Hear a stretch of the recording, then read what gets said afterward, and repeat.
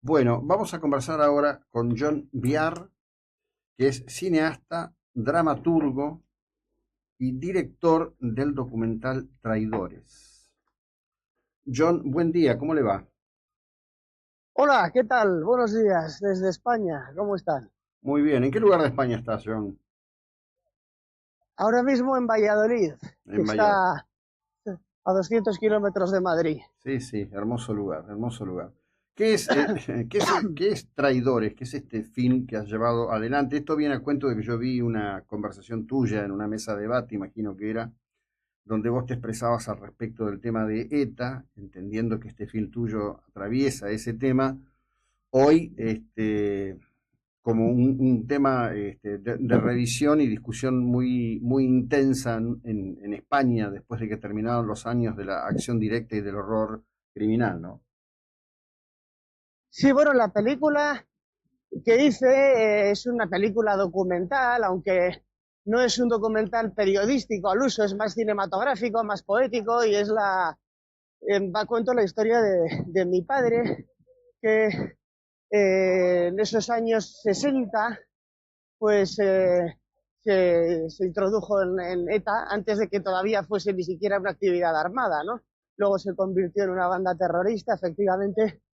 Y la película que se estrenó hace 5 años y aquí en España, pues sí que tuvo, la verdad que para ser un documental tuvo bastante repercusión mediática y tal. Y bueno, pues eso, cuento la historia de cómo un niño que hereda un poco el trauma de su padre al descubrir el pasado del padre.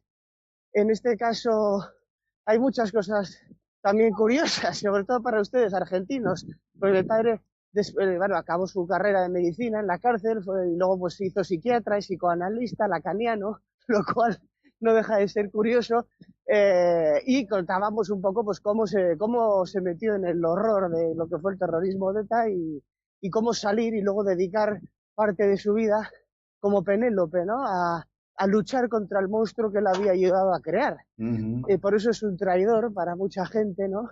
ujú. Traidor no solo digamos, a las prácticas mafiosas de ETA, que fue una banda terrorista, sino también a la ideología que había detrás, una ideología ultranacionalista, fanática, eh, muy similar al nazismo, al fascismo, y con, bueno, pues una ideología siniestra y que, pues, bueno, eso es lo que ha hecho luego, ¿no? Tratar de criticar aquello, pero bueno, pues es un documental que lo pueden ver ustedes en Filmin, una plataforma que hay aquí Filmin, y no sé, también se vende en DVD, me parece que lo tiene el productor, pero no sé si en Argentina será fácil encontrarlo. Bueno, será cuestión de buscar hoy, gracias a la interconectividad que hay, estamos justamente manteniendo esta charla contigo. Me llamó mucho la atención la definición que vos das, definición que yo comparto, pero que no es la definición más recurrente que se Sí, da al respecto de ETA o de su organización de superficie hoy, H. Bildu, ¿no? sí, Este, que eso fue una organización fascista que cree en la superioridad racial, en definitiva, ¿no? Un enfoque sí. poco Bueno, es que habitual. ETA es una, claro, porque lo que ellos han vendido internacionalmente como propaganda es que España es un país que les ha colonizado y que la acción de ETA sería, digamos, una lucha anticolonial o por una liberación popular. Es decir, se comparan con palestinos, con kurdos o yo qué sé, con cualquier pueblo o los irlandeses, ¿no? Cualquier pueblo que realmente haya sido colonizado, etcétera. Yo, la tesis que sostenemos muchos es la contraria, es decir, ETA es una escisión del Partido Nacionalista Vasco, un partido muy racista que surge precisamente para criticar a los inmigrantes pobres que llegaban del resto de España a trabajar en el País Vasco, en la industria que surge ya a finales del siglo XIX. Entonces, en este sentido, como ETA es una escisión del Partido Nacionalista Vasco, que es el partido mayoritario, pero que no, que el Partido Nacionalista Vasco nunca ha estado a favor del terrorismo de ETA, obviamente, ¿no? Pero es una escisión de esa ideología que funda Sabino Arana, que cree que los vascos somos diferentes a los españoles. Evidentemente, si surge el nacionalismo es porque hay una burguesía y una situación económica eh, es mucho más favorable, ¿no? Tanto en Ujú, el País Vasco como en Cataluña, que es ujú. donde hay nacionalismos, en realidad es porque hay una situación económica mejor que en las regiones pobres de España y por eso se quieren independizar. Pues esto pasa también en Italia con la Liga Norte, etcétera. lo curioso es que lo que denunciamos también un poco en la película, ¿no? El gran equívoco de cierta izquierda en otros lugares, que no se ha enterado muy bien de lo que aquí ha pasado y que incluso ha llegado a tener simpatías con el mundo de ETA, ¿no? Sí, yo en ese sentido sí que haría una distinción muy clara entre el terrorismo de ETA con grupos terroristas, vamos a decir, revolucionarios o de extrema izquierda, que hubo en los años 60, 70, que no tienen nada que ver, ¿no? Quiero decir, que yo, por supuesto, condeno todos los crímenes, pero no puedo comparar ideológicamente a los que mataban en ese sentido, ¿no? Por un proceso revolucionario, etcétera, de los que estaban matando, efectivamente, como el caso de ETA, para poner una frontera donde no la hay, ¿no? Es decir, y para convertir en extranjeros a los que no piensan como ellos. Yo creo que ha sido un horror terrible. Sé que hay muchos vascos en Argentina, pero también creo que tampoco conocen mucho la historia de aquí. Entonces, bueno, la película puede tener interés para gente que quiera conocer ciertos detalles, ciertos secretos de familia, de cómo se construyen esos relatos, esas grandes ideologías, esos grandes ideales de patria, de nación o de raza, como decía Sabino Arana, y conducen a los grandes horrores, ¿no? Sí, lo que ocurre es que ETA se dio en un contexto global, donde, bueno, hay que decir que en el mundo por esos años todavía había un romanticismo alrededor de la violencia como instrumento de acción política. Sí, claro, ¿no? Claro. Lo sufrimos sí, nosotros, sí, no. lo sufrimos nosotros aquí Sí. con Montoneros, lo ha Claro. sufrido largamente el pueblo irlandés con el IRA republicano, Sí. aún después de los acuerdos que le dieron la independencia a Irlanda, que en la región de Sí. Belfast-Londonderry, ¿no? Era un estadio de época también muy propicio para esas conductas.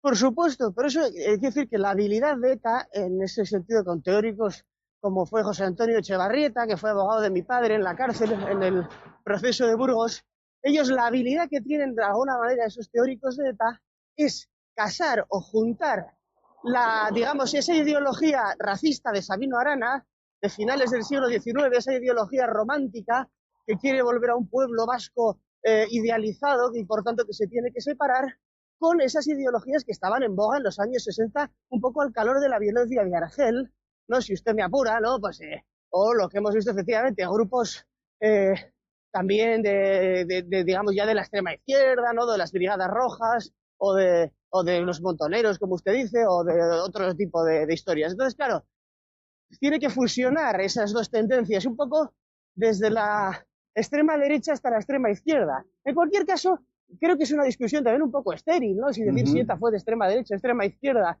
Lo que está claro es que fue un movimiento totalitario, yo creo que racista, porque ETA no mató a nadie por ser de izquierdas o de derechas. Mató por ser españoles, es decir, ontológicamente racista. Y bueno, pues yo eso es lo que condeno, nada más.